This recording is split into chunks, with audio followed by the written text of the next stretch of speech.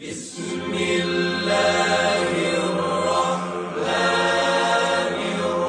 الرحيم اللهم صل على محمد وآل محمد. أعوذ بالله من الشيطان الرجيم. بسم الله الرحمن الرحيم. الحمد لله رب العالمين. الصلاة والسلام على سيدنا ونبينا وحبيب قلوبنا وشفيع ذنوبنا أبي القاسم محمد.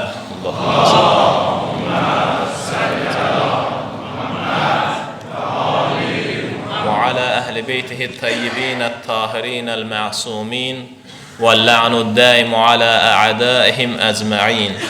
أما بعد، قال الله الحكيم في محكم كتابه الكريم: شرع لكم من الدين ما وصى به نوحا والذي أوحينا إليك وما وصينا به إبراهيم وموسى وعيسى أن أقيموا الدين ولا تتفرقوا فيه. صدق الله العلي العظيم.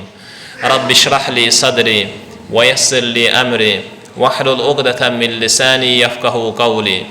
أوصيكم عباد الله ونفسي بتقوى الله. Allah'ın salamı, salavatı, rəhmət və bərəkatı üzərinizə olsun əziz möminlər. Cümə gününüz mübarək olsun. Allah bu cümənin xeyir və bərəkətini sizlərə, əzizlərinizə, xalqımıza, İslam ümmətinə, bütün bəşəriyyətə nəsib eləsin inşallah. İlk öncə özümü, sonra siz əzizləri ilahi təqvaya dəvət edirəm. Allahım hamımızı təqvalılardan qərar verir. Bildiyimiz kimi 2016-cı ildə aprel döyüşləri oldu və bu döyüşlər bir çox müsbət cəhətləri oldu. Bildiyimiz kimi müəyyən irəliləyişlər oldu və ən böyük dəyəri, ən böyük üstünlüyü bəlkə də ondan ibarət idi ki, 2020-ci il 2-ci Qarabağ müharibəsi üçün böyük bir təcrübə idi. Ona görə də həm aprel döyüşlərində, həm 1-ci Qarabağ müharibəsində, həm 2-ci Qarabağ müharibəsində cəmi şəhidlərimizə Allah rəhmət eləsin. Allah canlı şəhidlərimiz olan qazilərimizə can sağlığı, şəfa və gözəl aqibət nəsib eləsin. İstəyərdim insanların arasında fikir ayrılıqlarının necə mənfi cəhətlərə, fəsadlara gətirib çıxartdığı haqqında, ümumiyyətlə fikir ayrılıqların məzhəblərin yaranmasına və nəticə etibarıyla da məzhəbçiliyin də fikirlərin toqquşması nəticəsində fəsadlara aparıb çıxartdığı haqqında müəyyən qədər məlumat verim. Əvvəla məzhəb sözünün mənası ərəb dilində zəhəbə kökünləndir. Zəhəbə getmək deməkdir. Məzhəbdə gedilən yol deməkdir. Yəni yol. Təriqət də yoldur. Ərəb dilində tariq sözü yol deməkdir. Məzhəb də yoldur, təriqət də yoldur. Bəs bunların fərqi nədən ibarətdir? Deyirlər, məzhəb əsasən dinin zahiri ibadi tərəfindən ibarətdirsə, fiqhə əsaslanma tərəfindən ibarətdirsə, fiqhi qanunlara istinad etmə cəhətin əks elətdirirsə, təriqət isə bir qədər mənəvi irfan yolun işıqlandırır. Məzhəb deyəndə, məsələn, İslam ümmətində əsas iki məzhəb, Əhl-i Sünnə və Şiə məzhəbi məşhurdur və əksəriyyətini Əhl-i Sünnə məzhəbi təşkil edir müsəlmanların, bir qismi də şiələrdən ibarətdir. Bunların məzhəb adlanmasına səbəb müəyyən bir fiqhə əsaslanmalarıdır. Bir cəhətdən məzhəb sözünün tərifi budur ki, dini fiqhi əsasları var, əhkama fiqhə əsaslanırlar. Bildiyimiz kimi, şiəlik deyiləndə təbii ki, Peyğəmbərə və Peyğəmbər sallallahu aleyhi və səlləmdən sonra Əhl-i Beyt əleyhimussalama fiqhdə əsaslanan şəxslər nəzərdə tutulur. Əvvəla Peyğəmbər salavatullahdan sonra məsum imamlar əleyhimussalama fiqhdə əsaslanan, söykənən, istinad edən şəxslərə deyilirsə, Əhl-i Sünnə deyiləndə də Peyğəmbərə bağlı olan və Əhl-i Beyt əleyhimussalama inkar etməyən şəxslər nəzərdə tutulur. Ona görə də bunların hər ikisinin əslində bağlılığı gedib eyni nöqtəyə çıxır. Əslində, Əhl-i Sünnənin fiqhi hansı məzhəblərə əsasəndir, nəyə əsaslanır, hansı alimlərin fikrinə? Məsələn, 4 məşhur alimin, Hənəfilər Əbu Hənifənin fiqhinə əsaslanırlar, yaxud Malikilər Malik ibn Ənəsin, Həmbəlilər Əhməd ibn Həmbəlin, Şafiyilər də Şafiyinin fiqhinə əsaslanırlar. Əslində isə bunların dördü də bila vasitə, yəni vasitəsiz olaraq birbaşa bir hissəsi, yəni bu 4 nəfərdən bir qismi birbaşa İmam Cəfər Sadiq əleyhissalamın 6-cı məsum imamın tələbəsi olub, bir qismi isə vasitə ilə, yəni tələbəsinin tələbəsi olub. Deməli, hamısı gəlir birləşir İmam Cəfər Sadiq əleyhissalamda. Və İmam Cəfər Sadiq əleyhissalamın vasitəsi ilə də o həzrətin babalarından gedib çıxır Həzrət Peyğəmbər sallallahu aleyhi və səlləmə. Ona görə də əslində kök eynidir. Gəlir, hamısı eyni yerdə birləşirlər. Peyğəmbərə bağlılığın bir yerdə ifadə edirlər. Amma görəsən, məzhəbçilik yalnız İslam dinində mövcuddur. Başqa dinlərdə necə? İnsan fikirləşir ki, İslam dini məzhəblərə parçalanmışsa, mən elə bir dinə üst tutum ki, qoy onda məzhəb olmasın, bir yolu tutub gedim. Məsələn, gedir xristiyanlığı qəbul edir. Fikirləşir, bəlkə də xristiyanlıqda bir dənə etiqad var. Halbuki xristiyanlıqda da 3 əsas məzhəb var. Onlar da məzhəblərə bölünüblər. 3 əsas məzhəb var, katoliklik, pravoslavlıq, bir də protestantlıq. Və bunların üçünün də özlərinin ayrıca qolları var, yəni şaxələri çoxdur. Məsələn, katoliklik dünya xristiyanlarının ən əsas kütləsini təşkil edir. Xristiyanlar dünyada sayları statistikaya əsasən nə qədərdir? Təxminən 2 milyard yarım, 2 milyard 600 milyon deyirlər. Onların demək olar yarı bayarısı Katolik kilsəsinə, katolik xristiyanlarına aiddir. 1,2 milyard katolik xristiyanlar mövcuddur. Bunların iddiası əsas cəhəti nədən ibarətdir? Roma papasını ali dini rəhbər qəbul edirlər. Və müqəddəs kitabla yanaşı dini ənənələrə də sadiq qalırlar. Bəs pravoslavlıq nədir? Buna ortodoks xristiyanlığı da deyilir. Yəni ənənəvi xristiyanlıq. Roma papasının ali dini rəhbər kimi qəbul eləmirlər və kitabla, müqəddəs kitabla yanaşı kilsə ənənələrinə böyük ehtiram, sayğı göstərirlər. Bəs protestantlıq nədir? Protestantlıq 16-cı əsrin əvvəllərində Martin Lutherin başlatdığı reformasiya hərəkatı ilə ərsiyə gəlib. 16-cı əsrdə yaranıb protestantlıq. Əsas məqsəd, hədəfi də, cəhəti də bundan ibarətdir ki, onlar da Roma papasının ali dini rəhbər kimi qəbul eləmirlər və hər kəsin birbaşa vasitəsiz olaraq Allahla əlaqə qura biləcəyinə inanırlar.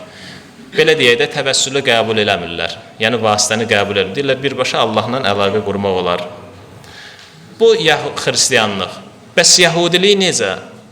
Yahudilik daha çox məzhəblərə parçalanıb, müxtəlif məzhəblərdən ibarətdir. Onlar da haqqında da qısa məlumat verim. Ortodoks yahudiliyi, ortodoks yahudiliyi ənənəvi yahudi bildiyimiz yahudilərdir. Kişilərlə qadınlar ibadət zamanı ayrıdırlar. Yəni, bir yerdə ibadət eləyə bilməzlər. Konservativ yahudilik. Bu da dini qanunlara əməl edirlər, amma bəzi dəyişikliklərə, yeniliklərə də icazə verirlər.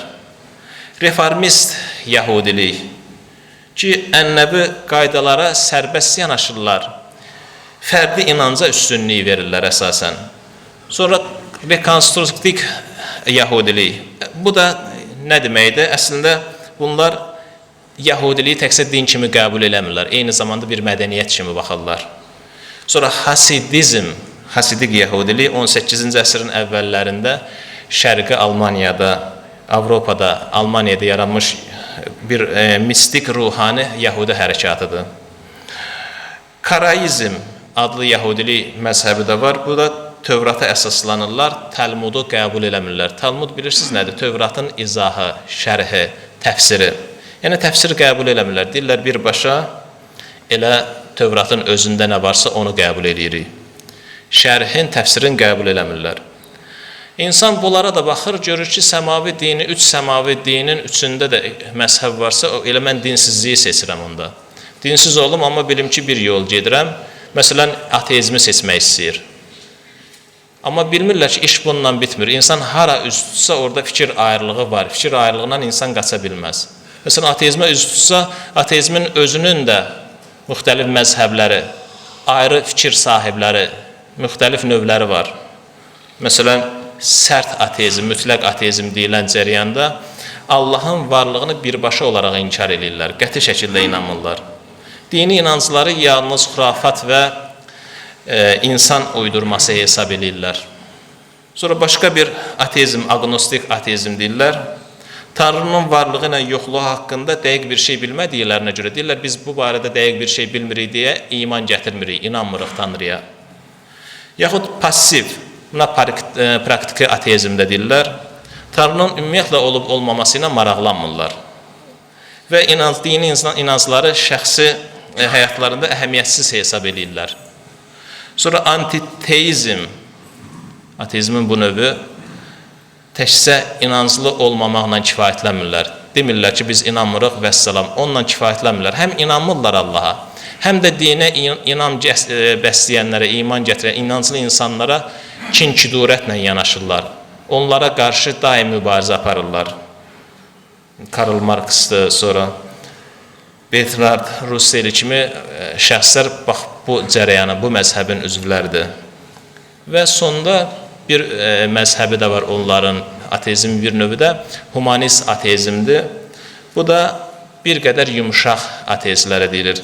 Dinsizdirlər, amma etik qaydalara, ədəb ərkan qaydalarına hörmətlə, dəyərlərə hörmətlə yanaşırlar. İnsan hüquqlardır, elmi bilikdir, dünyəvi etik prinsiplərdir. Bunların əsas qayələri, hədəfləri budur. Deməli, insan hansı tərəfə üz tutsa, istər dini cəhətdən, istər dinsiz cəhətdən, mütləq orada fikir ayrılığı, məzhəb var.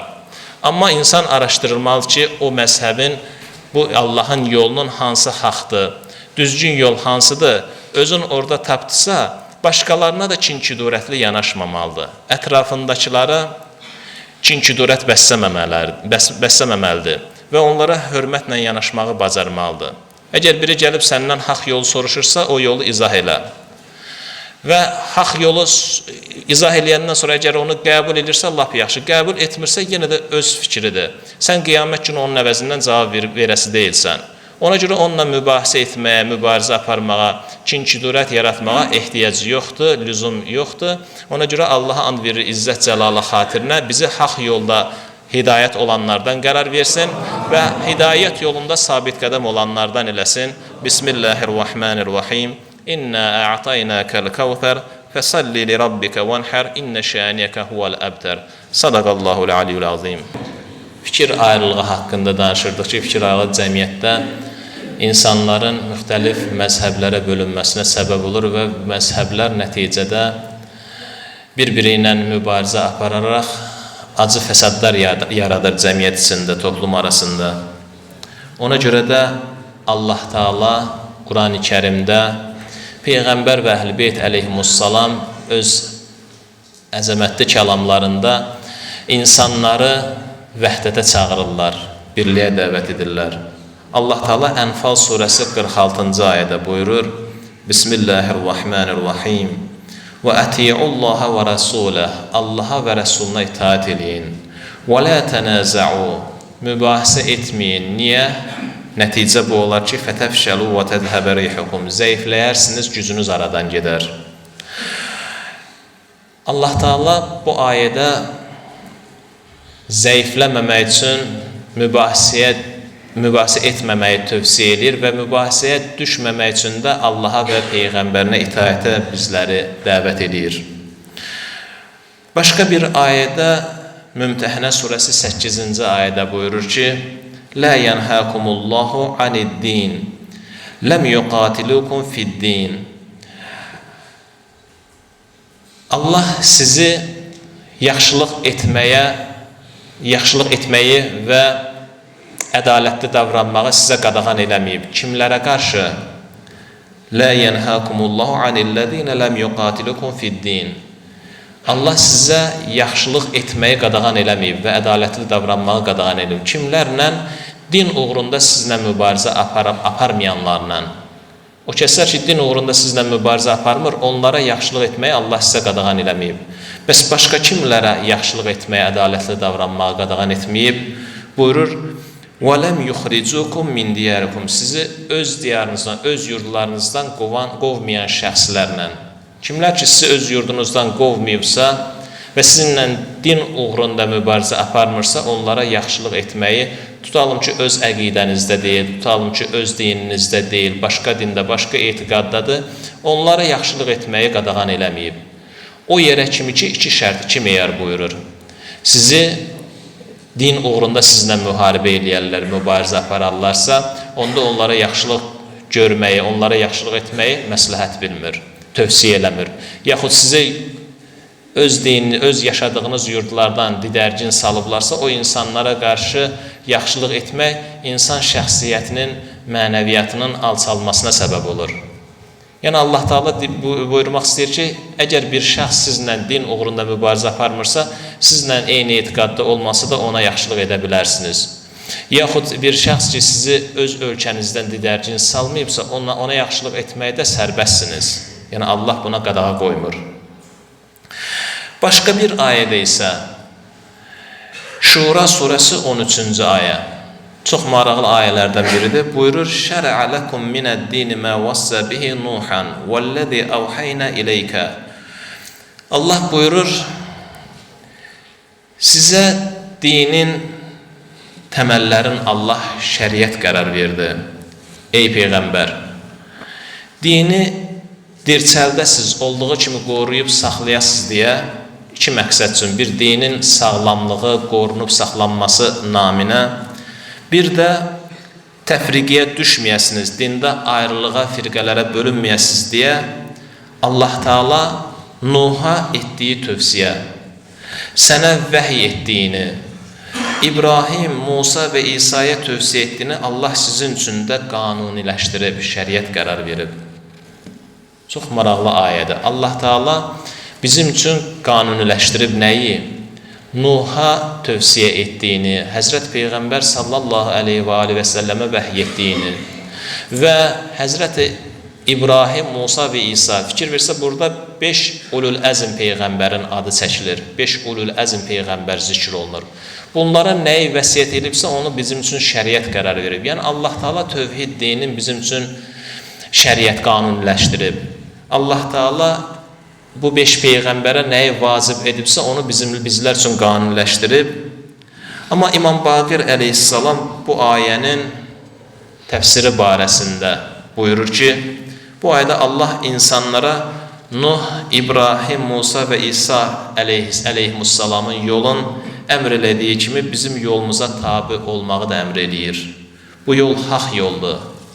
Yəni, əgər insan dinin sağlam qorunub saxlanması fikrindədirsə, etiqadındadırsa, əgər insan istəmir ki, dində təfriqiyə düçar olsun, ulul əzm Peyğəmbərlərin yolu və onların sonuncusu Peyğəmbərimiz sallallahu aleyhi və səlləmin haqq canişinləri olan Əhl-i Beyt əleyhimussalamın yoluna tabi olmaq, onların ilahi rəhbər qəbul etmək, insanın təfriqədən amanda qalmasına səbəb olar və dinin sağlam qorunub saxlanmasına, növbəti nəsillərə, sonraki nəsillərə çatdırılmasına səbəb olar.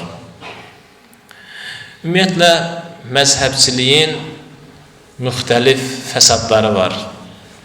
İnsan öz məzhəbini üstün tutub digər məzhəblərə kin-kidurətlə yanaşanda və qarşı tərəfdən də eyni münasibət görəndə fəsad və fitnəkarlıq cəmiyyətdə, toplumda baş alıb gedir. Əsas fəsadlardan biri də ümmətin parçalanmasıdır. Bir ümməti parçalamaq üçün ən gözəl üsul onları məzhəblərindən istifadə edib həmin məzhəblər arasında kin-kidurət yaratmaqdır. İkincisi, bu kin-kidurət sonda istər-istəməz qardaş-qardaşının qanının tökməsinə, qardaş qanının tökülməsinə səbəb olur. Ki, bu da düşmənlərin işlərin əslində asanlaşdırır. Düşmənin ən böyük istəyi nədən ibarətdir? Məzhəblər vasitəsilə aradakı ixtilafı qabartsınlar və insanları bir-birinə düşmən qərar versinlər. və ən böyük fəsadlardan da biri elmi və mənəvi inkişafdan insanı saxlayır. Məsələn, fikir versə, müəyyən YouTube yaxud Instagram yaxud TikTok səhifələrində görsə müəyyən şeylər paylaşırlar. Müsəlman olmayan ölkələrdə elmi texniki inkişafdan danışılır. Sürətlə texnikanın inkişaf etməsindən danışılır. Bu tərəfdə isə görsəm məzhəblərin bir-birinə qarşı çıxmasın, bir-birinə qarşı kin-küdurətli münasibəti göstərilir.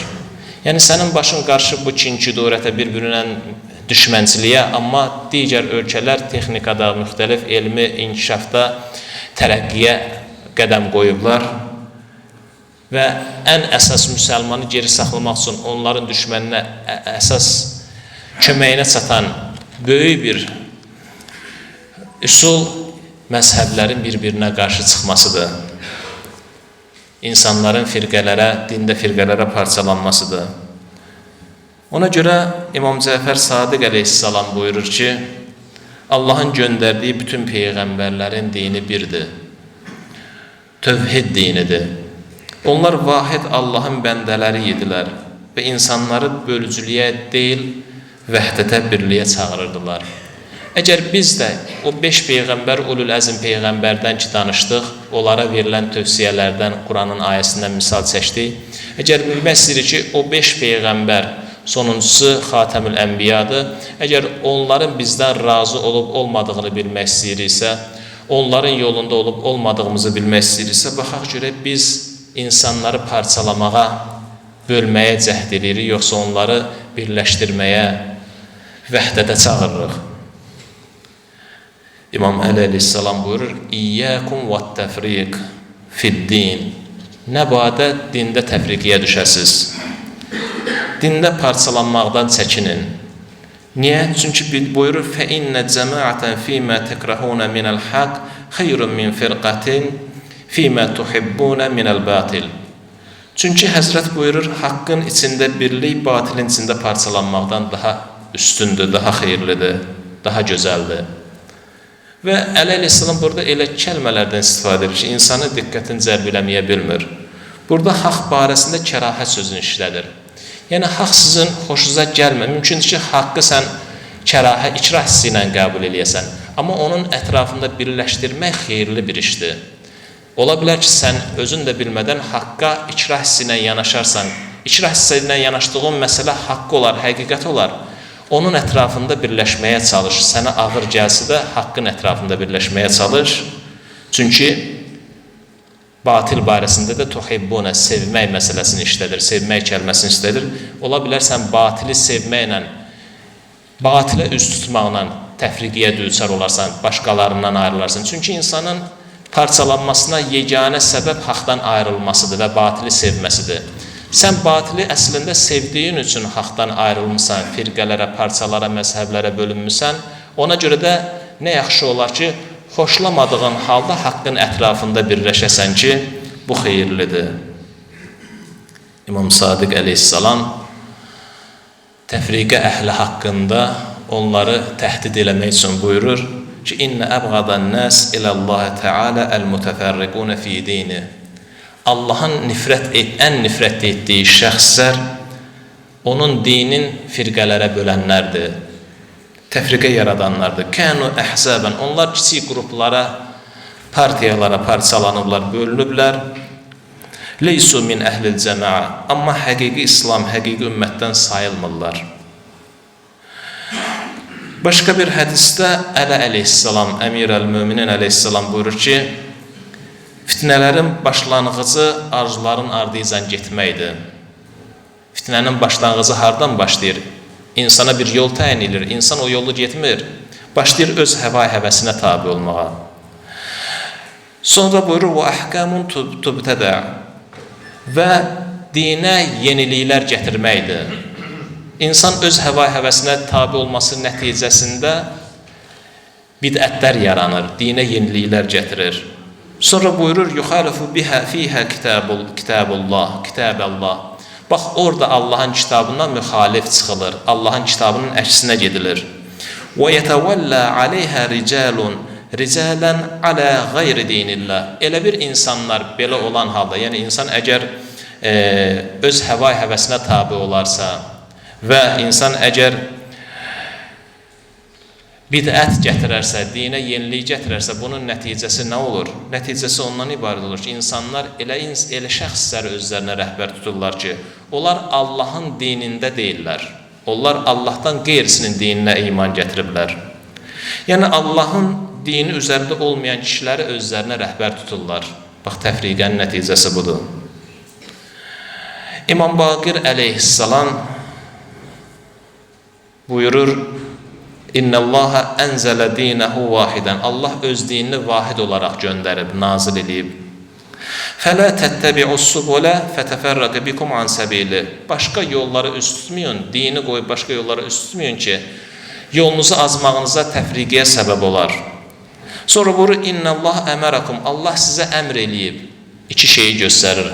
Nəyi əmr eləyib? Bittibə'ihi, onun yoluna tabi olmağı əmr eləyib. Başqa nəyi? Buyurur, vəttibə'i valiyyi əmrihi.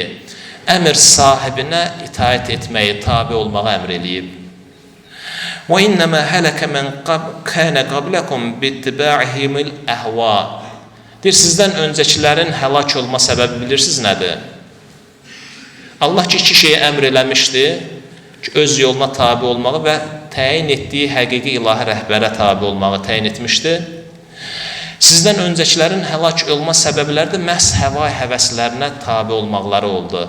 Allahın yoluna və onun təyin etdiyi ilahi rəhbərə tabi olmadıqlarına görə həvai həvəslərinə qapandılar və bu iş səbəb oldu ki, onlar dində təfriqiyə düçar oldular, firqələrə bölündülər. Əgər deməli insan Allahın dininə üst tutarsa, insan əgər Allahın dinində bir-birlərinə, ətrafındakı insanlara birləşdirməyə, vəhdətə çağırarsa və ən əsası Allahın yoluna tabi olmaqla yanaşı, eyni zamanda Allahın təyin etdiyi ilahi rəhbərə sahib çıxarsa, dəyər verərsə, onda insan təbii ki, təfriqədən uzaq qalar və doğru yolu tutub getmiş olar. Peyğəmbərimiz sallallahu aleyhi və aleyhi və səlləm nə buyurur? Hamımızın bildiyimiz, əksəriyyətimizin bildiyi hədisdir, buyurur, Yəhudilər 71 firqiyə, xristiyanlar 72, mənim ümmətim isə 73 firqiyə bölünəcək. Onlardan yalnız biri haqq yolda olacaq, qalanları isə oddadır, digərləri cəhənnəmlidir. İndi insan bunu oxuyanda fikirləşir ki, görəsən mən hansındayam? Təbii ki, insanı təəccüb, sual doğurur ki, insan görəsən mən hansındayam? Allah hamımızı Peyğəmbərin buyurduğu o vahid yolda sabit qədəm eləsin, cənnət əhlə haqq yolda qərar versin. İnsan fikirləşəndə görürsən ki, tutalım ki, hansı yolda olduğundan da daha çox ən mühüm məsələ bilirsiniz nədən ibarətdir? Tutalım, sən haqlı yoldasan və ətrafındakilərin də hamısını haqsız hesab edirsən. Neynəməlisən? Əlvə qılıncı götürüb hamını qətlə yetirməlisən ki, siz hamınız səhv yoldasınız. Peyğəmbər sallallahu aleyhi və aleyhi və səlləm Ərəbistan kimi mövhumatçı bir yerə, cahil bir cəmiyyətə dini gətirəndə ətrafındakı bir neçə ailədən başqa hamısı tövhiddən uzaq düşmüşdü. Hamısı müşrik, bütpərəst, bütə sitayiş edirdilər, müşrik idilər. İndi yaxud Yəhudi və Xristiyan idilər, yollarını azmışlar, dinlərin təhrif eləmişdilər. Peyğəmbər neynədir? Onların hamısını qətlə yetirirdi ki, siz səhv yoldasınız, bir dənə mən düz yoldayam. Xeyr, Peyğəmbər sallallahu aleyhi və aleyhi və səlləm həmin dövrdə baxmayaraq ki, özü tək, haqq təkcə özü idi, ətrafındakılar səhv yolda idi, səbirlə, dözümlə onları hidayət eləməyə çalışırdı. Öz əxlaqi nümunələri ilə, əxlaqi həyat tərzi ilə insanlara dinə dəvət edirdi. Ona görə hədislərimizdə buyurur ki, siz təkcə dilinizlə insanları doğru yola gətirməyə çalışmayın. Əxlaqınızla, rəftarınızla nümunə olun. İnsanlar elə sizin əxlaqınızı görsələr, özləri dinə gələcəklər. Ona görə dillə təkcə təbliğ etmək yox, insan əxlaqi dəyərlərə sahib çıxmaqla, mənəviyyatını öz rəftarı ilə aşkara çıxartmaqla insanları dinə gətirməsinə, gəlməsinə səbəb ola bilər. Quran-ı Kərimdə Fatihə surəsində fikir verirsə, biz dedik məzhəb haqqında danışırdıq. Fatihə məzhəb sözünün mənasıdır ki, yol deməkdir. Ərəb dilində yolu ifadə edən bir neçə kəlmə var. Biri məsələn məzhəbdirsə, biri tariq kəlməsidir. Təriqət də o sözdəndir. Tariq yəni yol.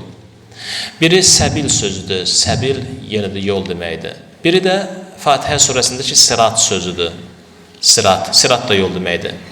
Və filoloqlar araşdırırlar, baxırlar, görürlər ki, bütün yol sözlərinin ərəb dilində cəmlənmiş forması var. Məsələn, məzhəb sözünün cəmi məzhəb yol, cəmi mədahib yollar. Yaxud təriq sözünün yolu, tariq yol deməksə, turuqun yollar deməkdir. Yaxud səbil sözünün cəmi səbil yoldursa, subulun yollar deməkdir. Amma yeganə bir yolu ifadə edən bir kəlmə var ki, onun cəmi yoxdur, o da sirat sözdür. Allah Taala Fatihə surəsində məhz o sirat kəlməsindən istifadə edib ki, onun cəmi yoxdur, o bir yoldur. Ona görə deyir ki, ihdinəs sıratal müstəqim. İlahi, o bizi o bir yola yönləndir, hidayət elə ki, o yol sıratəl-ləzīnə ən'amtə aleyhim. Onun ikincisi yoxdur, onun üçüncüsü yoxdur, onun cəmi yoxdur, o bircə yoldur. O kimlərin yoludur? Nemət verdiyin kəslərin yolu. Sonra buyurur, qayril məğzubi aleyhim vələzzallin. Bəzən deyirlər ki, məsələn, qəzəbə uğramışların və yolunu azmışların yoluna yox, nemət verdiyin kimsələrin yoluna. Əslində belə deyir. Əslində sıratəl-ləzīnə ən'amtə aleyhim, o yola bizə hidayət elə ki, orada 3 əsas prinsip var. Birinci prinsip, sənin nemət əta etdiyin, nemət bəxş etdiyin kimsələrin yoludur o yol. Qayril məğzubi aleyhim. Həmin o yol elə bir yoldur ki, o yolda olanlara qəzəbə uğramayıblar, sənin qəzəbinə düçar olmayıblar. Və buyurur, vələzzalin, və onlar zəlalətə də uğramayıblar. Deməli, o yol bir yoldur, onun əsas 3 xüsusiyyəti var. Birincisi, nemət verilmiş kimsələrin yoludur ki, Peyğəmbər Əhl-i Beyt əleyhimussalam ən böyük nümunədir. Sonra buyurur, o nemət verilmiş insanlar qəzəbə uğramayıblar və həmin nemət sahibləri yollarını azmazlar. Allah and verir, izzət cəlalı xatirinə bizi sırat-ı müstəqimə yönəlmiş insan bəndələrindən qərar versin və Peyğəmbər Əhl-i Beyt əleyhimussalamın yolunda sabit qədəm eləsin və cəmiyyəti toplumu vəhdətə çağıranlardan və təkcə dili yox, əməli ilə bu işdə müvəffəq olanlardan qərar versin. Bismillahirrahmanirrahim. قل هو الله أحد الله الصمد لم يلد ولم يولد ولم يكن له كفوا أحد صدق الله العلي العظيم